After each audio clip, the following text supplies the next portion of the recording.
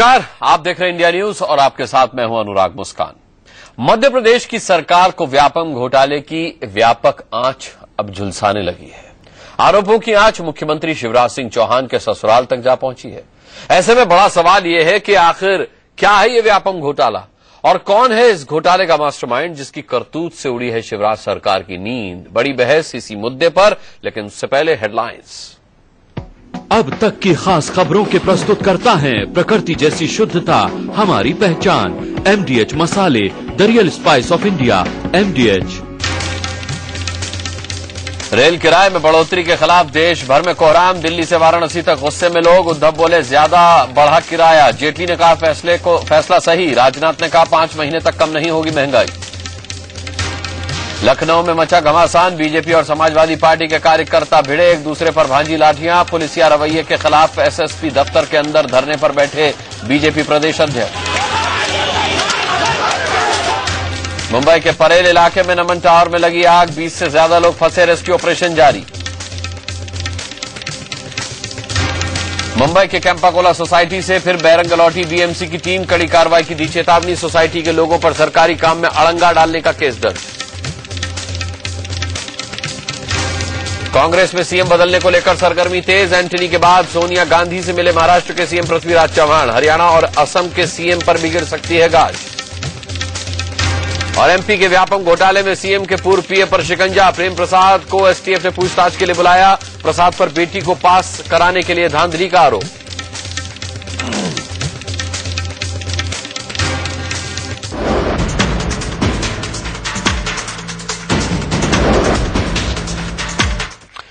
सात जुलाई 2013 को इंदौर में PMT की प्रवेश परीक्षा थी। तब करीब 24 छात्र फर्जी नाम पर परीक्षाएं देते धर लिए गए थे। उस वक्त शायद ही किसी को अंदाजा था कि इसके बाद होने वाले एक के बाद एक खुलासे एक दिन MP की बेदाग शिवराज सरकार की नींव हिलाकर रख देंगे।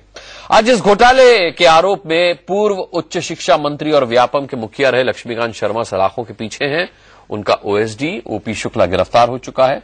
व्यापम से जुड़े अधिकारी और कर्मचारी पहले ही नप चुके हैं और अब गिरफ्तार छात्रों ने आरोप जड़ दिया है कि उन्हें मामा यानी खुद शिवराज सिंह चौहान ने भरोसा दिलाया था कि कुछ नहीं होने वाला, जिसके बाद ये प्राइम टाइम में बहस का मुद्दा बन गया है कि आखिर कौन है व्यापम के व्यापक घोटाले का असली मास्टरमाइंड। क्या लक्ष्मीकांत शर्मा की गिरफ्तारी ही अंतिम है या अभी इस केस में फंसेगी इससे भी बड़ी कोई मछली।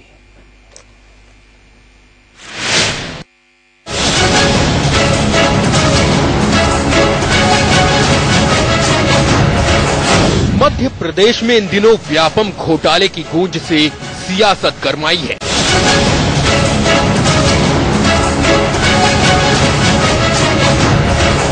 मध्य प्रदेश में इन दिनों व्यापम घोटाले की गूंज से सियासत गरमाई है।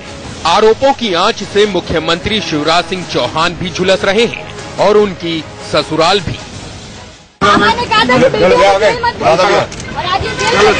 ये दादा भी आ गया ना। 19 नियुक्तियां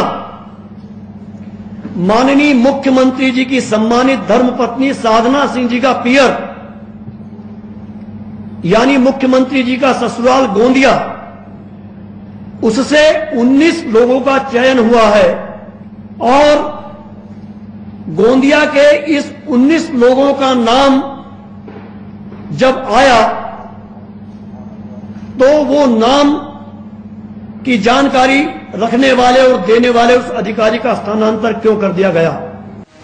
भोपाल की जिला अदालत ने व्यापम घोटाले में फंसे RSS के करीबी और खनन कारोबारी सुधीर शर्मा को 5,000 का इनामी भगोड़ा करार दिया तो कांग्रेस ने आरोप जड़ दिया कि फर्जीवाड़े के इस खेल में संघ के सुरेश सोनी और बीजेपी नेता उमा भारती भी शामिल हैं। राष्ट्रीय स्वयंसेवक संघ के प्रमुख पदाधिकारी और मध्य प्रदेश की सरकार पर, उनके मंत्रियों पर न केवल अपना रिमोट से नियंत्रण रखने वाले बल्कि मध्य प्रदेश के कई मंत्रियों से करोड़ों रुपया लेने वाले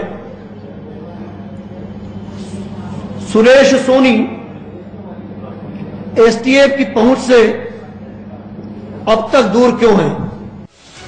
आरोप सीएम के पूर्व PA प्रेम प्रसाद पर भी लगे हैं। कि उन्होंने अपनी बेटी अनीता कुमारी को मेडिकल कॉलेज में दाखिला दिलाने के लिए लक्ष्मीकांत शर्मा के रैकेट का इस्तेमाल किया, जिसके बाद कांग्रेस महासचिव दिग्विजय सिंह ने शिवराज सिंह चौहान को ही कटघरे में खड़ा कर दिया। पंकज त्रिवेदी, ओपी शुक्ला, लक्ष्मीकांत शर्मा और महेंद्रा का कॉल रिकॉर्ड अगर ये उजागर हो गया तो मुख्यमंत्री भी नहीं बच पाएंगे। और लक्ष्मीकांत शर्मा ने तो पहले जाने से ठीक ही कहा था कि मैं अकेला नहीं जाऊंगा, शिवराज सिंह चौहान को भी साथ ले जाऊंगा। अब सवाल ये है कि मध्य प्रदेश का ये कौन सा घोटाला है जिसने शिवराज सिंह के पाक साफ होने के तमाम दावों की चूल्हे हिला रखी हैं। दरअसल इस भर्ती घोटाले के दो अहम हिस्से हैं। पहला, मेडिकल और इंजीनियरिंग कॉलेज में दाखिले का फर्जीवाड़ा और दूसरा, सरकारी नौकरियों में भर्ती का फर्जीवाड़ा। अब तक मिली जानकारी के मुताबिक मेडिकल कॉलेजों में ही दाखिले के 514 मामले शक के घेरे में हैं। कहा यह भी जा रहा है कि एक एक सीट के लिए 1 करोड़ तक की रकम बनाई गई। वहीं सरकारी नौकरियों में 1000 भर्ती की बात खुद शिवराज सिंह चौहान विधानसभा में मान चुके हैं। 2008 से 2010 के बीच सरकारी नौकरियों के लिए हुए 10 इम्तिहानों में धांधली का भी आरोप है। अब हम आपको बताते हैं कि इस भर्ती घोटाले से पर्दा कब उठा। पिछले साल 7 जुलाई को मध्य प्रदेश के इंदौर में पीएमटी की प्रवेश परीक्षा में 24 छात्र फर्जी नाम पर परीक्षा देते पकड़े गए। छात्रों से कड़ाई से पूछताछ हुई तो सामने आया डॉक्टर जगदीश सागर का नाम। जगदीश सागर को एसटीएफ ने मुंबई से पकड़ा तो जगदीश ने व्यावसायिक परीक्षा मंडल यानी व्यापम के system analyst Nitin Mahindra, Ajay Sen, C K Mishra, Pankaj Trivedi और पूर्व उच्च शिक्षा मंत्री लक्ष्मीकांत शर्मा के साथ साथ उनके ओएसडी ओपी शुक्ला का नाम कबूला। माना जा रहा है कि इस घोटाले के सूत्रधार पूर्व मंत्री लक्ष्मीकांत शर्मा ही हैं, जो व्यावसायिक परीक्षा मंडल यानी व्यापम के मुखिया थे और जिनके इशारे पर घोटाले का जाल बुना गया, जिसके बाद शुरू हुआ नौकरी दिलाने के नाम पर फर्जीवाड़े का खेल। जगदीश सागर ने ये भी कबूला है कि परिवहन विभाग में कंडक्टर पद के लिए 5 से 7 लाख रुपए, फूड इंस्पेक्टर के लिए 25 से 30 लाख रुपए और सब इंस्पेक्टर की नौकरी के लिए 15 से 22 लाख रुपए वसूले गए हैं। लेकिन सच तो ये है कि ये घोटाला इतना बड़ा है कि इसके ओर छोर का ठीक पता लगा पाना अब भी मुश्किल है। पिछले 11 महीने में एसटीएफ 100 लोगों को आरोपी बना चुकी है। माना जा रहा है कि जल्द ही आरोपियों की तादाद 100 से बढ़कर 400 तक पहुंच सकती है। सीबीआई जांच की बात शिवराज सरकार मान नहीं रही है। ऐसे में सरकार विपक्ष के निशाने पर है, इस सवाल के साथ कि आखिर कौन है एमपी में व्यापम घोटाले का असली मास्टरमाइंड। भोपाल से दीप्ति चौरसिया के साथ ब्यूरो रिपोर्ट, इंडिया न्यूज।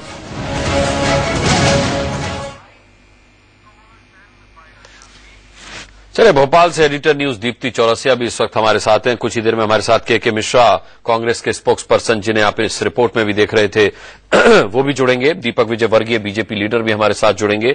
हमारे साथ श्रवण गर्ग, सीनियर जर्नलिस्ट होंगे और एडवोकेट अमिताभ गुप्ता हमारे साथ सीधे इस बड़ी बहस में जुड़ेंगे। लेकिन सबसे पहले दीप्ति चौरसिया का हम रुख करते हैं। दीप्ति से पहले अपडेट मैं लूंगा और उसके बाद जो छात्र छात्राएं जेल में हैं, उनके परिजन भी उनके साथ हैं, उनसे भी हम बात करेंगे। दीप्ति, सबसे पहले ये बताएं कि इस पूरे मामले पर ताजा अपडेट क्या है? देखिए अनुराग, जो ताजा अपडेट है वो ये है कि कल लक्ष्मीकांत शर्मा की रिमांड को 24 तक बढ़ा दिया गया है। बहुत सारे स्टूडेंट्स हैं जिनको अभी कोर्ट में पेश नहीं करा गया है और कोर्ट ने आदेश दिए हैं एसटीएफ को कि जितने भी स्टूडेंट्स इसमें पाए जा रहे हैं दोषी, उनको सबको जो है गिरफ्तार किया जाए। तो पूरे प्रदेश में इस वक्त पुलिस की छापामारी चल रही है। इस बीच कांग्रेस जो है रोज लगातार एक नया बयान दे रही है। इस बार आज कांग्रेस ने जो अपने नया बयान दिया है, ताजा बयान में उन्होंने इस पूरे घोटाले के तार मुख्यमंत्री निवास से जुड़े होने की बात कही है। और वहीं सरकार के जो प्रवक्ता हैं या जो सरकार के मुखिया हैं शिवराज सिंह चौहान, उनका कहना है कि जांच चल रही है और जांच खत्म होते ही सब दूध का दूध और पानी का पानी हो जाएगा। और इस दौरान मैं आपको बता दूं कि लक्ष्मीकांत शर्मा तो इस वक्त पुलिस रिमांड पर है, लेकिन सुधीर शर्मा को गिरफ्तार करने के लिए एसटीएफ जो है पूरे प्रदेश में छापेमारी कर रही है। अनुराग, बिल्कुल। लेकिन दीप्ति, सबसे बड़ा सवाल अब ये भी उठ रहा है कि क्या लक्ष्मीकांत शर्मा वो आखिरी कड़ी है जो गिरफ्त में है पुलिस की, या फिर इससे भी बड़ी कोई कड़ी और मिल सकती है? क्योंकि आज दिग्विजय सिंह ने साफ कहा है कि आंच अब मुख्यमंत्री तक आ चुकी है, उनका बचना मुश्किल है। नहीं अनुराग, इसमें ये बिल्कुल नहीं कहा जा सकता कि इस पूरे मामले की जो आखिरी कड़ी है वो लक्ष्मीकांत शर्मा है, क्योंकि ये जरूर माना जा रहा था, लक्ष्मीकांत शर्मा को हम कह सकते हैं कि इस पूरे मामले की हाई प्रोफाइल अरेस्टिंग है। लेकिन इसके बाद भी ये बात सामने आ रही कि लक्ष्मीकांत शर्मा ने बोला है कि सच पर आक्रमण किया है, सब सामने आएगा, कानून व्यवस्था पे उनको पूरा भरोसा है। फिर उन्होंने कहा कि मैंने अभी तक किसी का नाम नहीं लिया। तो लगातार ये बातें सामने आ रही हैं कि अकेले लक्ष्मीकांत शर्मा इसमें शामिल नहीं हो सकते। हाँ, ये सच है कि पहली high profile arresting Laxmikant Sharma की है। इसके अलावा जितने भी लोग अरेस्ट हुए हैं, चाहे पंकज त्रिवेदी रहे हों, नितिन महिंद्रा रहे हों, ये सब व्यापम के अधिकारी हैं। तो निश्चित ही ये जो कहते हैं ना, बात निकलेगी तो दूर तो लग जाएगी। तो इसका ना और किसी को मालूम है, ना किसी को छोर मालूम है। और जो सच है कि जो कहानी जहां से शुरू हुई थी, अगर आप उसको देखें तो 24 मुन्ना भाइयों की अरेस्टिंग के साथ जब इस रैकेट का भंडाफोड़ किया तो इतनी बड़ी कहानी निकलकर सामने आ गई कि पूरे प्रदेश में भूचाल मचा हुआ है। तो निश्चित ही जितना मैं समझ पा रही हूँ, इसकी आखिरी कड़ी लक्ष्मीकांत शर्मा तो नहीं हो सकते हैं अनुराग। बिल्कुल जाहिर सी बात है, लक्ष्मीकांत शर्मा आखिरी कड़ी नहीं हो सकते। लेकिन दीप्ति, अपने आप में यह भी एक बहुत बड़ा सवाल है कि 100 से ज्यादा गिरफ्तारियां होने के बावजूद अब तक मास्टरमाइंड कौन है इसका पता नहीं चल पाया। ये एक बहुत बड़ा सवाल है। बिल्कुल अनुराग, ये बहुत बड़ा सवाल है कि मास्टरमाइंड क्यों है, क्योंकि एक एक करके कौन है ये अभी तक नहीं पता चला, क्योंकि एक एक करके कड़ियां जुड़ती चली जा रही हैं। लगातार कांग्रेस के नए आरोप सामने आ रहे हैं, कांग्रेस के नए बयान आ रहे हैं। लेकिन इन सब में सबसे बड़ी बात यह है अनुराग कि इस पूरी कार्रवाई में भले ही एसटीएफ कोर्ट के कहने पे कार्रवाई कर रही हो, लेकिन जो मुझे समझ में आ रहा है कि सफेदपोश नेताओं की गिरफ्तारी भी हो रही है, कुछ कर्मचारी भी अंदर जा रहे हैं, कुछ आईएएस भी शक के घेरे में आ रहे हैं। कभी कांग्रेस आरोप लगाती है कि ब्यूरोक्रेट्स को बचाया जा रहा है। लेकिन ये जो पूरा सियासी खेल है, इस पूरे सियासी खेल में कहीं ना कहीं प्रदेश के वो 500 स्टूडेंट बहुत परेशान हो रहे हैं, जिनको पुलिस ने आरोपी बनाया है, जिनके पेरेंट्स पे ये आरोप लगाया है कि उन्होंने पैसे देके अपने बच्चों का एडमिशन कराया, और धड़ाधड़ जो अरेस्टिंग चल रही है। हो सकता है कि इसमें से कुछ स्टूडेंट्स का पैसे लेके एडमिशन हुआ हो, लेकिन कुछ अरेस्टिंग जो हमारे सामने ऐसी आई है अनुराग कि उनको देख के अंदाजा नहीं लगाया जा सकता कि इन्होंने, इन पेरेंट्स ने अपने बच्चों को पढ़ाया कैसे होगा। इतनी मुश्किलों में अगर पढ़ाया है तो कैसे इतने लाख रुपए देकर वो एडमिशन करा सकते हैं। तो निश्चित ही कहीं ना कहीं भले एसटीएफ कोर्ट के आदेश के अनुसार ये कर रही हो, गृह मंत्री की दलील है कि कोर्ट के आदेश पे सब हो रहा है, लेकिन बच्चों के साथ जो स्टूडेंट्स हैं, जो छात्र हैं, या ये कहें जो प्रदेश के युवा हैं, उनके साथ बहुत बड़ा अन्याय भी हो रहा है अनुराग। चलिए, गेहूं के साथ घुन पिसने वाली कहावत यहां पर चरितार्थ होती हुई नजर आ रही है। जाहिर सी बात है कि जांच के दायरे में कुछ लोग ऐसे जो प्रत्यक्ष रूप से इसमें शामिल हैं वो भी पकड़ में आए हैं, और कुछ हो सकता है कि बेगुनाह भी हो। बहरहाल ये जांच का विषय है। हमारे साथ के मिश्रा, स्पोक्स पर्सन कांग्रेस से, और बीजेपी लीडर दीपक विजयवर्गीय भी इस वक्त जुड़ गए हैं। दीपक विजयवर्गीय जी, मैं आपसे सबसे पहले पूछना चाहूंगा कि अभी जो रिपोर्ट हमने देखी उसमें जो पकड़े गए छात्र छात्रा, उनमें से कई छात्र छात्राएं ये कह रहे हैं कि मामा ने कहा था कुछ नहीं होगा, जेल नहीं जाना पड़ेगा, लेकिन फिर भी हमें जेल भेज दिया गया। मध्य प्रदेश में जहां तक हमारी जानकारी है, मामा के नाम से शिवराज सिंह चौहान ही प्रसिद्ध है, क्या कोई और भी मामा है?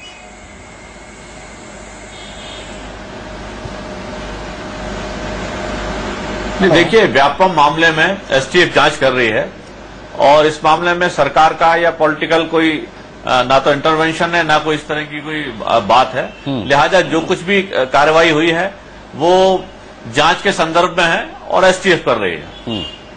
नहीं, ठीक है, जांच कर रही है एसटीएफ, लेकिन दीपक विजयवर्गीय जी, बड़ा सवाल है कि 100 से ज्यादा गिरफ्तारियों के बाद भी अब तक असली गिरेबान तक हाथ नहीं पहुंचे हैं। ऐसे में दिग्विजय सिंह साहब ने आज कह दिया है कि उन्होंने हवाला भी दिया कि लक्ष्मीकांत जी जब इन पर आंच आई थी तो उन्होंने कहा था अकेले जेल नहीं जाऊंगा, मुख्यमंत्री को भी लेकर जेल जाऊंगा, और अब मुख्यमंत्री का बच पाना मुश्किल है। तो क्या आपको लगता है कि ये जो कांग्रेस की तरफ से आरोप लगाए जा रहे हैं, बहुत सारे नाम लिए जा रहे हैं, आपको लगता है कि जांच के दायरे में ये सब आने वाले हैं?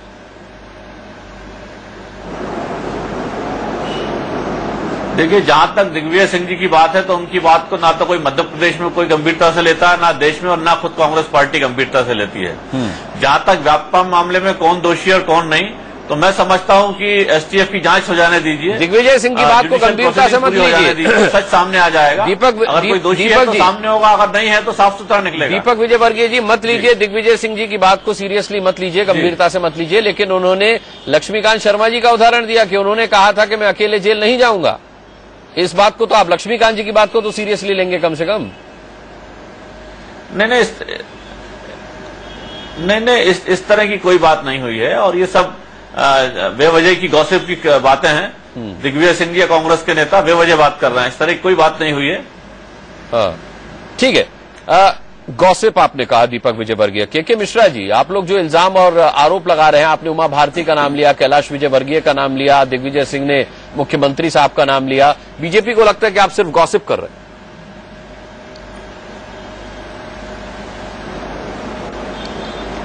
ऐसा है अनुराग जी, यदि बीजेपी को लग रहा है कि मैं गॉसिप कर रहा हूं तो कानून के दरवाजे बीजेपी के लिए खुले हुए हैं। और जैसा कि अभी मुझे मालूम पड़ा है कि सरकार के प्रवक्ता माननीय नरोत्तम मिश्र जी ने मुझ पर मानहानि का दावा लगाने के लिए भी कोशिश की है। मैं उनकी इस कोशिश को स्वीकार करता हूं और उनसे आग्रह करता हूं कि एक नहीं 100 दावे लगा दें। मैं डॉक्यूमेंट्स के आधार पर जो मैंने आज पुख्ता आरोप लगाए हैं वो साबित कर दूंगा। आपने कहा आपके पास एसटीएफ के दस्तावेज है। कह रहे हैं कि कानून अपना काम करेगा। नहीं, आपने कहा आपके पास एसटीएफ के दस्तावेज नहीं दे रहा है। क्या उसमें उमा भारती का नाम है? क्या उसमें कैलाश विजयवर्गीय का नाम है? बिल्कुल, जो मैंने आज डॉक्यूमेंट्स दिए हैं जो मेरे पास उपलब्ध है उसमें उमा भारती जी का नाम है, कैलाश विजयवर्गीय जी का नाम है और भी कई नाम है बीजेपी के नेताओं के। जी, और मुख्यमंत्री साहब का अपने डॉक्यूमेंट्स को प्रमाणित करूंगा। ठीक है, प्रमाणित आप करेंगे। मुख्यमंत्री साहब का नाम आप क्यों ले रहे हैं? क्या सिर्फ गोंदिया से 19 लोग नहीं, सिर्फ गोंदिया से 19 उम्मीदवार जो थे वो चुने गए उस आधार पर क्योंकि वो शिवराज सिंह चौहान जी की ससुराल है? केवल इस आधार पर मुख्यमंत्री का नाम आप ले रहे हैं या इसका भी कोई सबूत या आपके पास है कोई? बिल्कुल, मैं इस सबूत के अलावा एक और आग्रह करना चाहूंगा एसटीएफ से कि वह कौन आदरणीय महिला है जिन्होंने पंकज त्रिवेदी और नितिन महेंद्रा को 139 कॉल किए हैं। जी, वो कॉल डिटेल एसटीएफ जारी क्यों नहीं कर रही है? हाँ। जी, और क्या कारण है कि एसटीएफ परिवहन निरीक्षक परीक्षा को अभी तक जांच के दायरे में नहीं ले रही है? और क्या कारण है कि जिस अधिकारी ने 19 नामों को चिन्हित किया था उस अधिकारी का ट्रांसफर कर दिया गया? ठीक है, मैं आप दोनों ही से बात करूंगा। अमिताभ गुप्ता हमारे साथ एडवोकेट हैं। मुख्यमंत्री जी बच्चों के मामा हैं। हाँ, जी, वो मामा वाले विषय पर भी मैं आऊंगा, उसका जवाब भी मुझे दीपक विजयवर्गीय से नहीं मिला है। मुख्यमंत्री जी बच्चों के मामा है और उनके मामा फूलचंद चौहान जी का भी मैंने नाम लिया है। ठीक है, ठीक है के मिश्रा जी। अमिताभ गुप्ता जी से मैं बात किए लेता हूं, एडवोकेट हैं छात्र छात्राओं के। अमिताभ गुप्ता जी, आपने पूरे केस को अच्छी तरह से स्टडी किया है, अब तक आप किस नतीजे पर पहुंचे? बिल्कुल, मैं इस नतीजे पे पहुंचा हूं कि ये अपने आप में शायद पहला केस है कि जिसमें कि ट्रायल से पहले ही किसी को सजा दे दी गई हो। ये केस ऐसा है कि इस मामले में मैंने देखा कि राजनीतिक चर्चा के बाद पहला केस है कि जिसमें कि ट्रायल से पहले ही किसी को सजा दे दी गई हो। ये केस ऐसा है कि इस मामले में मैंने देखा कि राजनीतिक चर्चा के बीच में इन छात्र छात्राओं की बात जो है मध्यम हो गई है। ये छात्र छात्राएं, इन्होंने एमबीबीएस में एडमिशन लिया, इन्होंने एमबीबीएस में यूनिवर्सिटी एग्जाम पास किया, बहुत सारे इंटर्नशिप तक कंप्लीट कर चुके हैं और आज इनको ऑल ऑफ ए सडन बगैर किसी सुनवाई का मौका दिए इनके खिलाफ मामला भी दर्ज किया गया और उस मामले का परिणाम आने के पहले ही इन्हें टर्मिनेट भी कर दिया गया, इनके एडमिशन कैंसिल कर दिए गए। तो मेरा एक प्रश्न सिर्फ ये है कि क्या हमारे देश में ड्यू प्रोसेस ऑफ लॉ की परिभाषा बदलने वाली है? क्या ये परिभाषाएं क्या राजनीतिक लाभों के लिए बदल दी जाएंगी? आप ये कहते हैं कि इनके एडमिशन फर्जी हैं, तो क्या आपकी यूनिवर्सिटीज भी फर्जी हैं जिन्होंने इन्हें एमबीबीएस पास होने का सर्टिफिकेट दिया? हर साल के यूनिवर्सिटी एग्जाम इन्होंने जो क्लियर किए? जी नहीं, लेकिन अमिताभ गुप्ता जी, ठीक है, और विस्तार से भी हाँ, मैं सुनूंगा आपकी पूरी बात, लेकिन इन्हीं छात्र छात्राओं में से हमने देखा कुछ फुटेज में कह रहे कि मामा ने कहा था कि आप कहीं नहीं फंसेंगे, कोई जेल नहीं जाएगा, लेकिन आज हमें जेल भेज दिया गया।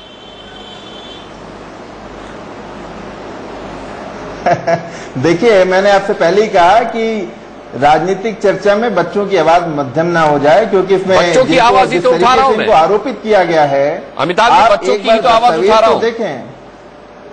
देखिए मैं वही कह रहा हूं, मैं भी उन्हीं की बात कह रहा हूं। मैं सिर्फ ये कह रहा हूं कि जिस तरीके से उनके साथ उनके ऊपर कार्रवाई हुई है, आप ये बताएं कि इतनी ड्रास्टिक कार्रवाई बगैर सुनवाई का मौका दिए, ठीक है, मैं हम कौन से जुरिस्प्रूडेंस को जन्म दे रहे हैं यहाँ पर? सबको इसके दायरे में नहीं ला रहा है। जिनके लिए आप लड़ रहे हैं, ठीक है, वो कानून के दायरे का मामला, वो कानून तय करेगा कि कौन गुनहगार है कौन बेगुनाह है। लेकिन उन्हीं छात्र छात्राओं में से कुछ ये कह रहे हैं कि मामा ने कहा था डरने की बात नहीं है, जेल नहीं जाना पड़ेगा। यानी उन्हें पता था वो गलत कर रहे हैं, यानी उन्हें पता था कि किसी और के इशारे पर उनका काम हो रहा है। आपने देखा होगा कि संतों की भीड़ में चोर भी रहते हैं। ये तो कानून तय करेगा ना कौन चोर है कौन संत है। चोर पकड़ा जाए तो उसके लिए पूरी की पूरी exactly that is what I am saying कि कानून को तय करने दीजिए और उसके पहले उन पे सजा मत आप लागू करिए, उन्हें सजा मत दीजिए। पहले ट्रायल के पहले वो क्या इंप्रेशन लेंगे? वो 20, 21, 22 साल के लड़के हमारे देश की कानून व्यवस्था के बारे में क्या इंप्रेशन ड्रॉ करेंगे? आपने उन्हें हार्डकोर क्रिमिनल्स के साथ रख दिया, सजा याफ्ता मुजरिमों के साथ रख दिया। जी, यहाँ पे इतने बड़े बड़े एसासिनेशंस हुए हैं, पॉलिटिकल एसासिनेशंस हुए हैं, इतिहास गवाह है कि 20-20 साल तक ट्रायल चला है। और यहाँ इस मामले में स्टूडेंट्स को पहले दिन रिपोर्ट आई और इन्होंने टर्मिनेट कर दिया। ठीक है अमिताभ गुप्ता, आप चूंकि छात्र छात्राओं के वकील हैं, तो आप केवल आपका फोकस छात्र छात्राओं और उनसे जुड़े भविष्य पर है, लेकिन ये मामला सिर्फ छात्र छात्राओं तक सीमित नहीं है, एक बहुत बड़ा रैकेट है। आप समझ रहे हैं कितना बड़ा घोटाला हुआ है। 100 लोग तो इसमें 100 से ज्यादा तो गिरफ्तार हो चुके हैं। कितने इसके प्रभावित निकलेंगे आप ये अंदाजा लगाइए। बात कर रहा हूँ जी, मैं लौटूंगा आपके पास। दीप्ति, मैं सिर्फ कानून की बात कर रहा हूँ। हाँ, नहीं ठीक है, मैं समझ रहा हूँ। मैं कानून की और धाराओं और पक्षों पर भी आपसे बात करूंगा। दीप्ति, सवाल ये है कि जो ये छात्र छात्राएं हैं जो पुलिस की गिरफ्त में हैं, उनके परिजनों से भी आपकी बातचीत हुई है, वो इस पूरे मामले पर क्या राय रखते हैं? उनको क्या लगता है? देखिए अनुराग, मेरे साथ एक ऐसे स्टूडेंट हैं जिनको इस वक्त कॉलेज से टर्मिनेट कर दिया गया है, जिनको ये कहा गया है कि आपका एडमिशन फर्जी तरीके से हुआ है। वो MBBS कर रहे थे और कुछ पेरेंट्स भी मेरे साथ हैं, तो मैं इन्हीं से आपकी बात करवाती हूँ। जी बताइए, पुलिस जो पूरी कार्रवाई कर रही है, जो सरकार कार्रवाई कर रही है, ये क्या ठीक है जिस तरह से स्टूडेंट्स पे कार्रवाई हो रही है? मैम वो तो सब मैं अपना इसके लिए मेरे को जो अभी 2014 में मेरा जो सिलेक्शन हुआ है उसकी काउंसलिंग स्टार्ट हो चुकी है और मेरे को अभी यहाँ से डॉक्यूमेंट उपलब्ध नहीं करवाए जा रहे हैं। और मेरी काउंसलिंग स्क्रूटनी है 30 जुलाई को, उसमें है तो ओरिजिनल डॉक्यूमेंट्स मांगे गए हैं, तो उसमें मैं अभी ये डॉक्यूमेंट नहीं देंगे तो उसमें मैं शामिल नहीं हो पाऊंगा। और यदि ये काउंसलिंग छूट गई तो मेरा एडमिशन नहीं हो पाएगा फिर कभी। आपके डॉक्यूमेंट्स क्यों रख लिए गए, क्या हुआ? मैम मेरा 2013 में जो MPPMT के जरिए एडमिशन हुआ था, तो उसमें मेरा नाम जो उन्होंने दिया व्यापम की तरफ से, उसमें मेरा नाम कैंसिल कर दिया गया था। और 2013 में मैंने ऑल इंडिया PMT दी थी, उसमें भी मेरा सिलेक्शन हुआ 6416 रैंक के साथ ऑल इंडिया रैंक। तो आप पर ये आरोप है कि आपने जो है पैसे देके एडमिशन लिया PMT में? यस मैम, इस आरोप है। और इसके पहले आपने जो है ऑल इंडिया PMT भी पूरी फाइट कर पिछले साल 2013 भी की थी और 2014 भी कर ली। 344 रैंक है मेरे MP में, ओवरऑल OBC में है 93। उसके बाद सरकार ने या पुलिस ने आपको इस पूरे मामले में दोषी पाया? हाँ, अभी जांच बोल रहे, जांच चल रही। मेरे को डॉक्यूमेंट के लिए जो मैंने लगाई है उसके लिए, वो अभी डॉक्यूमेंट के लिए मैंने जो कोर्ट में आदेश कराने के लिए लगाया हुआ है, तो अभी डायरी पेश नहीं हो रही उनको, वो ऐसा बोल रहे हैं करके। अभी तक मेरे को डॉक्यूमेंट नहीं मिले, मैंने 11 तारीख से लगा दिया था कोर्ट। डॉक्यूमेंट नहीं मिलेंगे तो क्या फर्क पड़ेगा? एक तो आपको आपके एडमिशन को टर्मिनेट कर दिया और डॉक्यूमेंट नहीं मिलेंगे तो क्या होगा? मैम डॉक्यूमेंट नहीं मिलेगा तो मेरा इस साल भी एडमिशन नहीं हो पाएगा। 2014 में मैं इस बार तो मैं सही तरीके से पास हुआ हूँ ना। यदि ऐसा होता तो मैं 2013 में भी नहीं पास हो पाता, यदि मैंने फर्जी तरीके 2014 में पास हो गया हूँ मैं। अभी ऑल इंडिया PMT दी, उसमें भी पास हो गया हूँ गलत तरीके से आपको। हाँ, आप बताइए, आप जो है अपने आपके भी बच्चों को पुलिस ने इस वक्त आरोपी बनाया है, आपके बच्चे भी इस वक्त लॉकअप में हैं, तो आपको क्या लगता है ये जो पूरे मामले में चल रहा है, पेरेंट्स इससे कितना एग्री कर रहे हैं? क्या कोर्ट के कहा जा रहा है कि एसटीएफ जो कर रही है कोर्ट के अनुसार कर रही है? माननीय मुख्यमंत्री जी बार बार कह रहे हैं कि कानून अपना काम कर रहा है। मैं उनसे सहमत हूं, बराबर वो काम कर रहा है, लेकिन कानून का काम करने का जो तरीका है, मेरा निवेदन है मुख्यमंत्री जी से कृपया उस पर गौर करें। मैं उसका एक उदाहरण हूं यहाँ पर। मैं आपको बताऊं कि करीब 20-25 पुलिस वाले घर पर आए और ऐसा धावा बोला जैसे किसी आतंकवादी के घर पे जा रहे हों और हम लोग भागते फिर रहे हों। इस प्रकार से उन्होंने धरपकड़ चालू की और कहा कि बच्ची कहाँ है तुम्हारी? हमने कहा कि बच्ची ये, हमें तो कुछ मालूम नहीं था, हमने ना कुछ ट्रांजैक्शन किया है, ना कुछ लेन देन किए। हमारी बच्ची फेल हो गई थी, ना कोई कहीं एडमिशन हुआ है। वो इस साल इंदौर में कोचिंग क्लास कर रही है, दोबारा प्रयास कर रही है। लेकिन हमें एक लिस्ट के जरिए, एक अखबार में कोई लिस्ट छपी थी, उससे हमें पता चला कि हमारा नाम उस फर्जी लिस्ट में है। तो हम आश्चर्य तो हमें तब भी हुआ था, लेकिन चूंकि हम थे नहीं गिल्टी, इसलिए हम बेफिक्र हो गए थे। और अचानक एक दिन, अभी 18 तारीख को दिन, पुलिस की टीम आई महिला डीएसपी के साथ में, और बच्ची को बोले बच्ची कहाँ है? हमने कहा ये बच्ची। बोले चलिए आपको थाने पूछताछ के लिए ले चलना है। इसके साथ में कौन पेरेंट चलना चाहेगा? माँ चलना चाहेगी कि बाप चलना चाहेगा? तो जाहिर सी बात है कि महिला को तो थाने भेजने से खुचाएंगे। तो बाप ने, मैंने पिताजी ने कहा कि मैं चलता हूं। दोनों को उठा लिया और थाने में कमरे में बंद कर दिया। दिन भर बंद रहे वो वहां पर, किसी से मिलना जुलना नहीं, खाना पीना नहीं, कुछ नहीं करने दिया। हमें जब पता चला कि आपके जीजाजी, हमारे जीजाजी हैं वो और भांजी हैं, कि आपके जीजाजी और भांजी को वो पुलिस उठा ले गई है, तो हम आए, हमको भी नहीं मिलने दिया। फिर वहां से हमारी ही गाड़ी किराए से करवाई और बोले आपको भोपाल ले चलेंगे हम।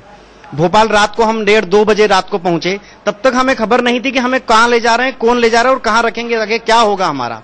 रात को लाए, हमारे जीजा जी को एक पुलिस थाने में अंदर बंद कर दिया और वो बच्ची को, भांजी को महिला थाने में बंद कर दिया।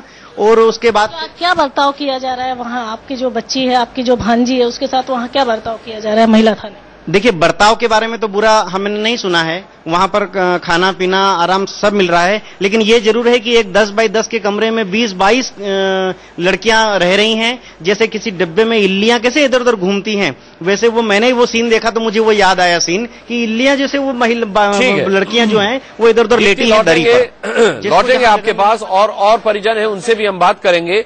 लेकिन जिस तरीके, के मिश्रा साहब, मैं आपसे जानना चाहूंगा कि जिस तरीके से ये परिजन बता रहे हैं, ऐसा लग रहा है कि इस पूरे मामले में कुछ ऐसे लोगों पर भी गाज गिरी है जो बेगुनाह हो सकते हैं, जिनका इस मामले से कोई लेना देना नहीं है।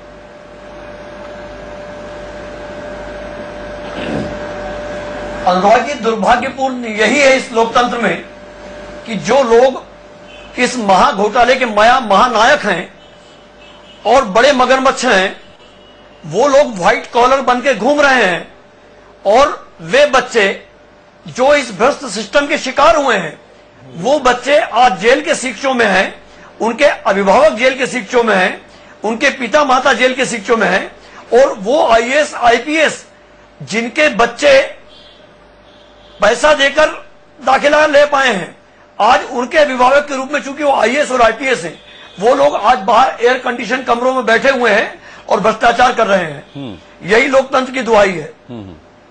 ठीक है, लेकिन के शर्मा साहब, उच्च शिक्षा मंत्री लक्ष्मीकांत शर्मा गिरफ्तार हो चुके हैं, उनके ओएसडी गिरफ्तार हो चुके हैं, अभी और भी गिरफ्तारियां इसमें होनी है। इसके अलावा जो व्यापम के सबसे बड़े अधिकारी हैं वो गिरफ्तार हो चुके हैं। तो अब इस मामले में सब तो गिरफ्तार हो चुके जो घोटाले में शामिल थे, अब आपकी आपत्ति क्या है?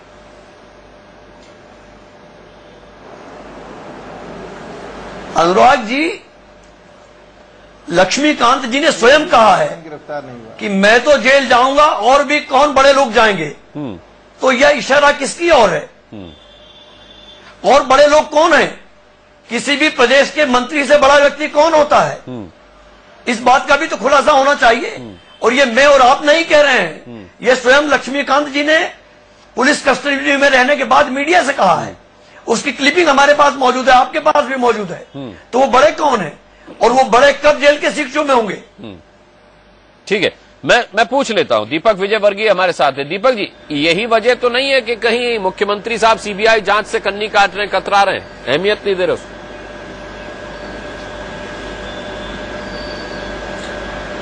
देखिए, एसटीएफ अपनी जांच कर रही है और निष्पक्ष ढंग से कर रही है।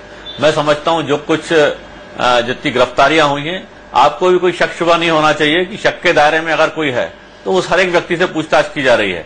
अब इस बीच में अगर कांग्रेस पार्टी के नेताओं को न्याय व्यवस्था पे भरोसा नहीं है तो कुछ नहीं किया जा सकता। लेकिन मैं समझता हूं कि एसटीएफ की जो जांच चल रही है और सारा का सारा मामला हाईकोर्ट की निगरानी में भी है। दीपक विजयवर्गीय जी, वही बात सारा मामला हाईकोर्ट की निगरानी में भी है, लिहाजा जी ठीक बात है। लेकिन हमें लग रहा था कि उच्च शिक्षा मंत्री लक्ष्मीकांत शर्मा की गिरफ्तारी और व्यापम के बड़े अधिकारी की गिरफ्तारी के बाद ये अंतिम गिरफ्तारी होगी, लेकिन खुद लक्ष्मीकांत शर्मा जी ने यह कहकर मामले को पेचीदा बना दिया कि अभी तो और कई बड़े बड़े लोग भी फंसेंगे।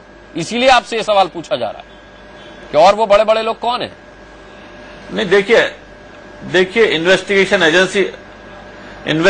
एजेंसी अपना काम कर रही है और मैं समझता हूं कि जो उनके शक के दायरे में होंगे उन सबसे पूछताछ की जा रही है। अब वो चाहे अभिभावक हो, बच्चे हो, अधिकारी हो, नेता हो, सबसे पूछताछ की जा रही है। कांग्रेस पार्टी के नेता चूंकि जनता द्वारा खारिज किए जा चुके हैं, इसलिए सनसनीखेज बयान देना चाहते हैं। मैं समझता हूं उसके कोई बहुत मायने नहीं है और बहुत जल्दी इस तरह की बातें हवा में उड़ जाएंगी। लेकिन इतने बड़े मुद्दे को लेकर के अगर कुछ बड़े सवाल उठ रहे हैं तो आप ये नहीं कह सकते कि कांग्रेस को जनता ने खारिज कर दिया तो आप उनके सवालों को भी खारिज कर देंगे। उसके तो जवाब आपको देने पड़ेंगे। पहला सवाल मैंने आपसे दीपक जी ये पूछा था, उसका जवाब हमारा ये दिया कि मध्य प्रदेश में शिवराज सिंह चौहान के अलावा वो कौन मामा हो सकते हैं जिन्होंने इन बच्चों को दिलासा दिलाया होगा कि आप जेल नहीं जाओगे। ये किस मामा की बात कर रहे हैं?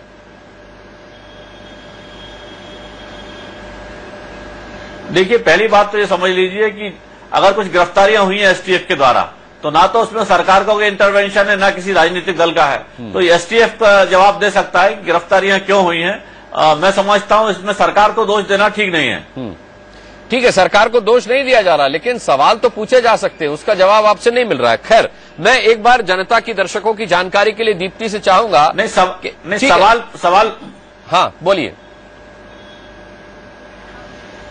नहीं, सवाल आप पूछिए, लेकिन एसटीएफ हाईकोर्ट में रिपोर्ट कर रही है, एसटीएफ अपना काम कर रही है, बात आप पर आ रही है, मुताबिक बना है, दाग आपके दामन पर लग रहे हैं, दूसरे काम क्यों नहीं कर रही है? आपके दामन पर लग रहे हैं, इसीलिए आप जवाब दे सकते हैं, आपको जवाब देना चाहिए। छात्र छात्राएं साफ खुलेआम कैमरा पर बोल रहे हैं कि मामा ने कहा था डरने की बात नहीं है, जेल नहीं जाओगे। मामा कौन है ये सब जानते हैं। अगर मामा ये नहीं है तो फिर ये आपकी जिम्मेदारी है कि आप इस बात की तहकीकात तो करें कम से कम कि छात्र छात्राएं ऐसा क्यों इल्जाम लगा रहे हैं। देखिए, मैं फिर कह रहा हूं कि सारे की सारी जांच एसटीएफ कर रहा है। किससे पूछताछ होनी है, किसकी गिरफ्तारी होनी है, ये सारा का सारा एसटीएफ के पास जो कुछ भी उसको व्यापम से सामग्री मिली है, सबूत मिले हैं या जिस पर भी शक शुबा है, वो एसटीएफ कर रहा है। अब इसमें बेवजह की राजनीतिक आरोपबाजी और सनसनीखेज मामले को बनाने के कोई मायने नहीं है। फिर दोहरा रहा हूं, नहीं, इसमें सनसनीखेज मामले को बनाने वाला मामला नहीं है। व्यापम घोटाले में जो आपके सुधीर शर्मा जी फंसे हैं, उन्हें तो कोर्ट ने 5,000 का इनामी भगोड़ा घोषित किया हुआ है। इसमें राजनीति हम क्या करेंगे? साफ तौर पर सुधीर जो है वो सुरेश सोनी के करीबी बताए जाते हैं, आरएसएस के। अब इसमें हम राजनीति क्या करेंगे? ये सब तो तमाम वो खबरें जो अब तक इस पूरे मामले में सामने आ चुकी है। दीपक जी, देखिए, जो कुछ चल रहा है, किसी ने अगर ये वारंट भी इश्यू हुआ है, जो सारी बातें हैं वो एसटीएफ कर रहा है, फिर उसके बाद अब एसटीएफ के आरोप क्यों लगाए जा रहे हैं? एसटीएफ इस बात से तो मानेंगे कि एसटीएफ ढंग से काम कर रहा है, कानून के मुताबिक काम कर रहा है, जहां शक है उनसे पूछताछ हो रही है। नहीं, एसटीएफ पर यहां किसने आरोप लगाए? कांग्रेस के लोग लगा रहे हैं। नहीं, और आपने भी थोड़ी देर पहले कहा कि सीबीआई जांच क्यों नहीं कर रही है, एसटीएफ क्यों कर रही है? हाँ। जब एक जांच एजेंसी काम करती है, दूसरी काम नहीं कर सकती है। नहीं, मुझे एक छोटी सी बात का आप जवाब देंगे दीपक विजयवर्गीय जी? अगर आप देने को राजी हो तो मैं पूछूं आपसे। जब एक जांच एजेंसी काम करती है, दूसरी काम नहीं कर सकती है। नहीं, मुझे एक छोटी सी बात का आप जवाब देंगे दीपक विजयवर्गीय जी? अगर आप देने को राजी हो तो मैं पूछूं आपसे जी कि लक्ष्मीकांत शर्मा जी जो हैं, लक्ष्मीकांत शर्मा जी जो हैं, उन्होंने ओपी शुक्ला जो कि अब गिरफ्तार हो चुके हैं, इनको अपना ओएसडी रखा था। क्यों रखा था इन्हें ओएसडी, जबकि ओपी शुक्ला पर पहले ही भ्रष्टाचार का मामला जो था वो चल रहा था?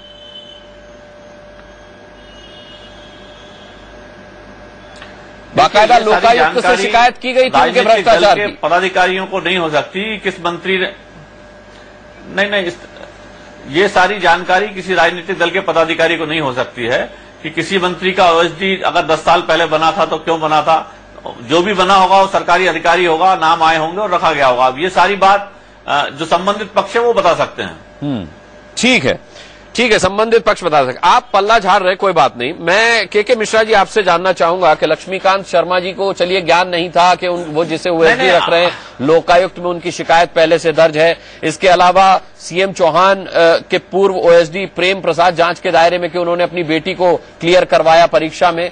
सवाल बड़ा ये है कि मुख्यमंत्री इतने सरोकारों वाले मुख्यमंत्री हैं कि मामा कहलाते हैं। एक पारिवारिक रिश्ता उन्होंने जनता से कायम किया हुआ है, बहुत करीब जनता के वो माने जाते हैं। उनकी नाक के नीचे उनके अपने विश्वास पात्र लोग ये सब करते रहे और उन्हें खबर नहीं थी।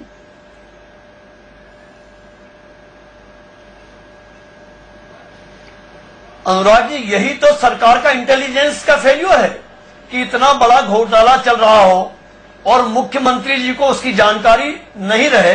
यह तो एक बहुत बड़ा मजाक है।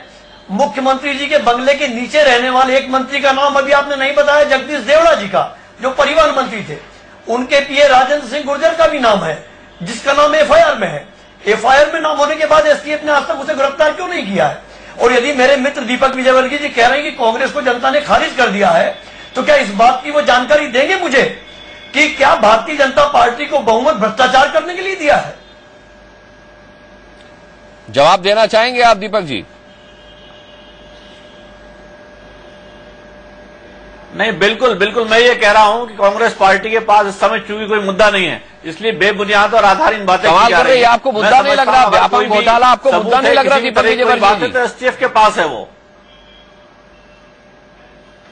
नहीं, मैं इसमें बेबुनियाद आरोप लगाने के ऊपर ये बात कह रहा हूं। व्यापम मामला चल रहा है, व्यापम की एसटीएफ जांच कर रही है, कोई सबूत है तो एसटीएफ को उपलब्ध करें। अरे नहीं, बातें ना आपकी सरकार के सबसे कद्दावर मंत्री रहे, वो जेल में हैं, उनकी रिमांड पुलिस ने, कोर्ट ने बढ़ा दी है। आपको तब भी ये मुद्दा नहीं लगता? आपको लगता है कि कांग्रेस बेकार में इस मुद्दे को उछाल रही है? इस मुद्दे के बारे में कांग्रेस जो कह रही है वो गॉसिप कर रही है? आप अभी मामले को हल्के में ले रहे हैं क्या? मैं ये कह रहा हूं कि एसटीएफ की, मैं जो कुछ कह रहा हूं कि एसटीएफ के जांच के दायरे में जो कुछ भी है, इससे इतर बेबुनियाद बातें की जा रही हैं। जो कुछ जांच के दायरे में वो तो सामने है, लेकिन एसटीएफ के ही डॉक्यूमेंट्स का हवाला दे रहे हैं वो। मानकर दीपक जी से आग्रह करना चाहूंगा कि यदि मेरी बातें बेबुनियाद हैं, अनुराग जी, मैं आपके माध्यम से दीपक जी से प्रार्थना करना चाहूंगा कि यदि मेरे आरोप बेबुनियाद हैं तो वो मुझे अपने घर के लिए आमंत्रित करें। मैं सारे दस्तावेज अपने प्रिय मित्र के घर पर देने को तैयार हूं और वहां चाय पीकर भी आऊंगा यदि वो इजाजत दे तो। नहीं, आपको जो कुछ जानकारी है, अदालत है, एसटीएफ है। मैं समझता हूं कि के मिश्रा जी खुद वकील हैं और सारी बातें समझते हैं। नहीं, लेकिन ये तो अपने आप में एक बहुत बड़ा सवाल है ना दीपक विजयवर्गीय जी, कि मुख्यमंत्री की नाक के नीचे सब कुछ होता रहा और उनको इस बात की भनक तक नहीं थी। ये कोई कैसे मान लेगा?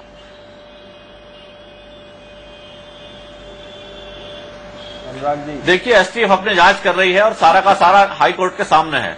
मैं समझता हूं इससे ज्यादा पॉलिटिकल टिप्पणी क्या गुंजाइश है इसमें? इसके अलावा आप कोई टिप्पणी कर भी नहीं रहे। अमिताभ गुप्ता जी, आप कुछ कहना चाह रहे हैं?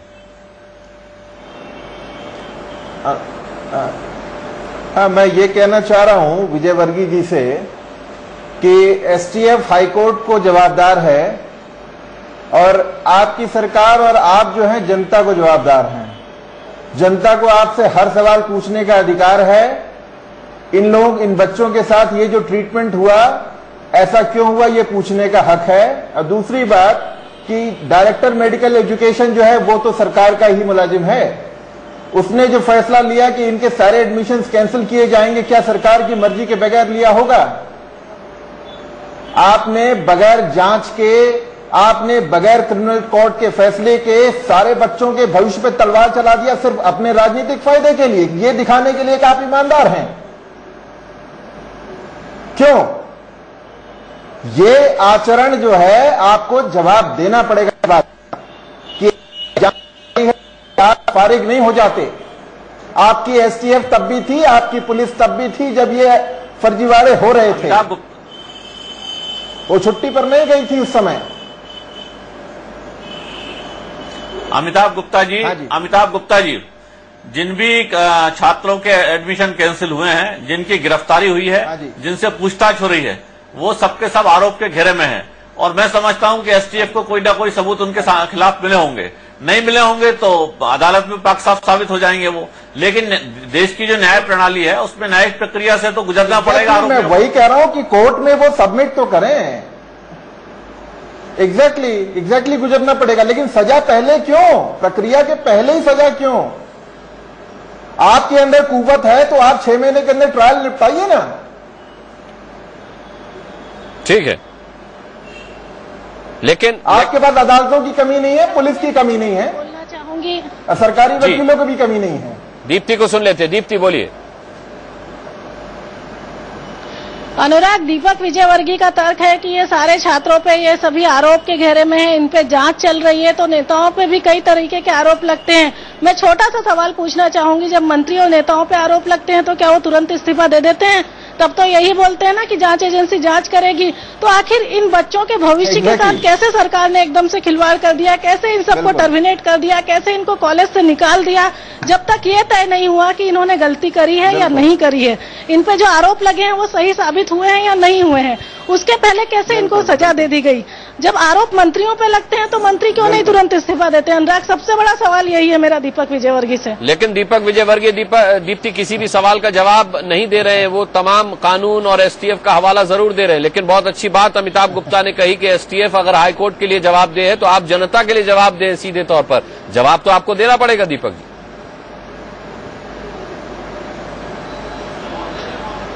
जवाब दे रहे हैं हम, आपकी बात का हर बात का जवाब दे रहे हैं, लेकिन अगर कोई आरोपों के घेरे में है तो कानूनी प्रक्रिया से गुजरना पड़ेगा।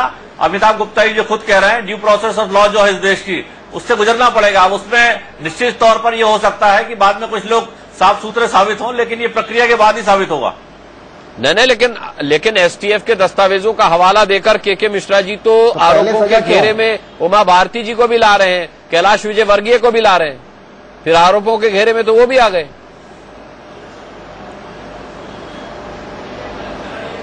देखिए, मेरा ये कहना है कि एसटीएफ के पास अगर कोई अलग दस्तावेज है और के मिश्रा जी के पास अलग दस्तावेज है तो उसके बारे में क्या कह सकता हूं मैं? नहीं तो ये दस्तावेज क्या के मिश्रा जी ने अपने आप तैयार किए हैं? आपका क्या आप ये कहना चाह रहे हैं?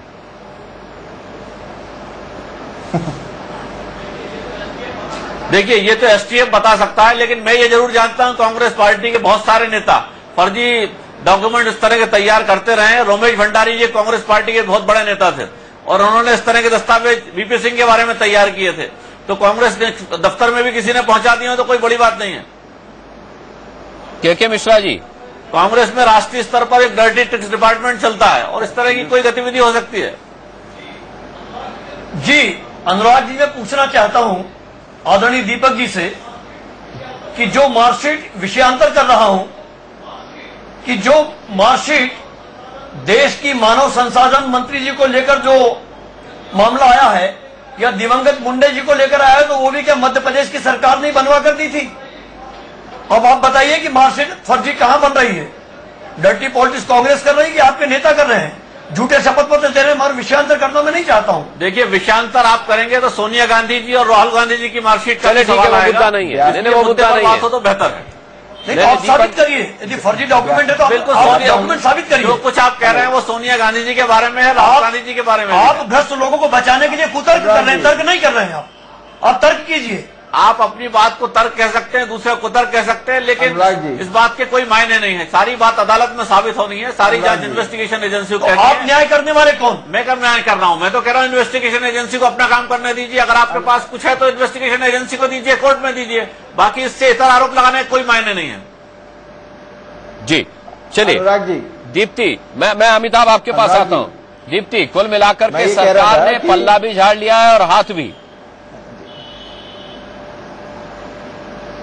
बिल्कुल अनुराग, लेकिन ये तरीका मैं समझती हूँ कि दीपक विजयवर्गीय के लिए ठीक नहीं है। अभी उनका कहना था कि बच्चों पे आरोप लग रहे हैं, तो आरोप तो आज कांग्रेस मुख्यमंत्री पे भी लगा रही है। क्या मुख्यमंत्री इस्तीफा दे रहे हैं? और जहां तक मुझे याद है, मध्य प्रदेश में मैं पिछले 13-14 सालों से रिपोर्टिंग कर रही हूँ। मुख्यमंत्री जब भी किसी हायर एजुकेशन के प्रोग्राम में जाते थे तो वो स्टूडेंट्स के बीच में बोलते थे, मैं सपनों का सौदागर हूँ, आपको एजुकेशन लोन मिलेगा, ये मिलेगा, वो मिलेगा। अगर हम सियासत की बात एक तरफ कर दें तो कम से कम मुख्यमंत्री को या सरकार की जांच एजेंसी को ये जरूर सोचना चाहिए कि पूरे 500 स्टूडेंट्स का भविष्य है जो दांव पे लगा हुआ है, तो कहीं ना कहीं इनकी तरफ से भी देखना होगा कि आखिर सिर्फ आरोपों के चलते इनके पूरे भविष्य को जो है हम गर्त में डाल दें या अंधेरे में डाल दें, कहां तक ठीक है। और दीपक जी, आपसे मेरा पहला सवाल तो बस यही बताइए कि आरोप तो आज मुख्यमंत्री पे भी लग रहे हैं, पूरे तार मुख्यमंत्री निवास तक जा रहे हैं, तो क्या मुख्यमंत्री भी इस्तीफा देंगे?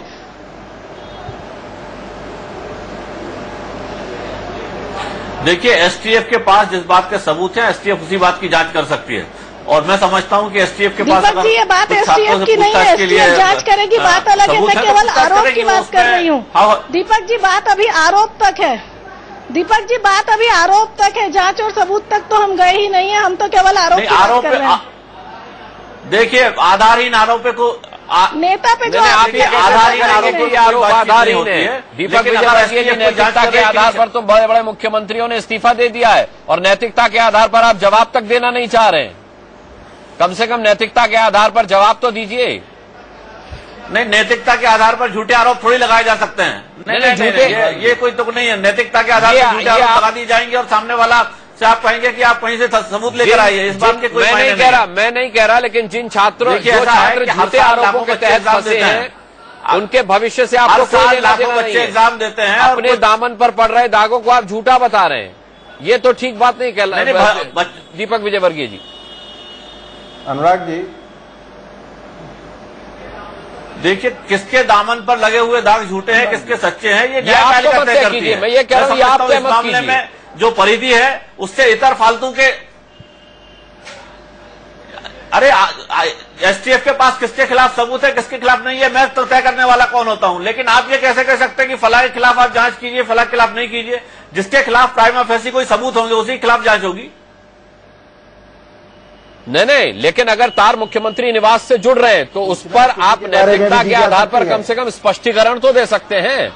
अरे आप तार आपके कहने से, मेरे कहने से नहीं, छात्र छात्राएं मामा का नाम ले रहे हैं। कोई सबूत है? छात्र छात्राएं मामा का नाम ले रहे हैं। मैं नहीं कह रहा, मेरे कहने से मत जोड़िए। आधारहीन बातों से यह नहीं, मेरे कहने से मत जोड़िए, मेरे कहने से मत जोड़िए। आपके साथी बैठे हुए के मिश्रा जी, देखिए, दिग्विजय सिंह ने आज सीधे सीधे आरोप लगाए। पकड़े गए छात्र छात्राएं कह रहे हैं मामा ने कहा था जेल नहीं जाने दूंगा। मेरे कहने पे मत जाइए।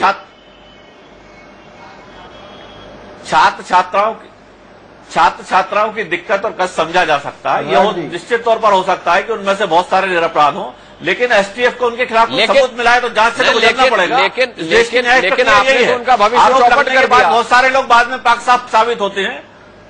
आपने तो भविष्य उनका चौपट कर दिया। मान रहे हैं कि हो सकता है कुछ बेगुनाह भी फंसे कैंसिल हुए हैं, अदालत के निर्देश सारा का सारा, देखिए, कैंसिल कर दिया।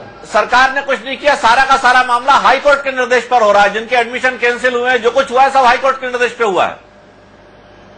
ठीक है दीप्ति, आपसे जानना चाहूंगा ऐसे कितने छात्र छात्राएं जिनका भविष्य अधर में अटक गया?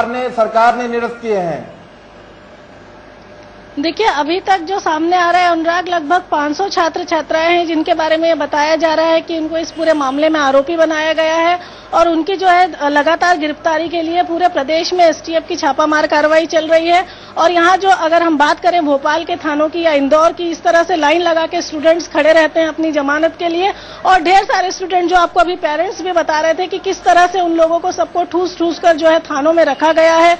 और उनके जो है, आपको मैं बता दूं कि एक सामाजिक कार्यकर्ता ने राष्ट्रीय मानव अधिकार आयोग को भी इस बारे में चिट्ठी लिखी है कि इन छात्रों को जिनको गिरफ्तार किया जा रहा है, इनके मानव अधिकारों तक का भी ध्यान नहीं रखा जा रहा है, उसका भी हनन किया जा रहा है। अनुराग जी, चलिए, कुल मिलाकर के मंत्री, नेता, अफसर, प्रिंसिपल, छात्र छात्राएं, इस मामले में 100 से ज्यादा गिरफ्तारियां हो चुकी हैं, लेकिन अब तक इस पूरे महाघोटाले का मास्टरमाइंड पकड़ से दूर है। सवाल ये उठता है कि एसटीएफ के हाथ में इसकी जांच है, हाईकोर्ट में उसको ये जांच बतानी है कि उसने जांच क्या कुछ की, और ये सब कुछ धीरे धीरे सामने आएगा। लेकिन क्या सामने आएगा वो चेहरा जो इस घोटाले का मास्टरमाइंड है, हमें इंतजार रहेगा। और पूरा कानून व्यवस्था पर भरोसा भी है, क्योंकि सैकड़ों छात्र छात्राओं के भविष्य का सवाल है। सामने आएगा वो चेहरा जो इस घोटाले का मास्टरमाइंड है, हमें इंतजार रहेगा। और पूरा कानून व्यवस्था पर भरोसा भी है, क्योंकि सैकड़ों छात्र छात्राओं के भविष्य का सवाल है। फिलहाल बड़ी बहस में इस मुद्दे को हम यही रोक रहे हैं। बहुत बहुत धन्यवाद करना चाहेंगे आप सभी का। एक छोटा सा ब्रेक लेंगे और बहुत जल्द वापस लौटेंगे।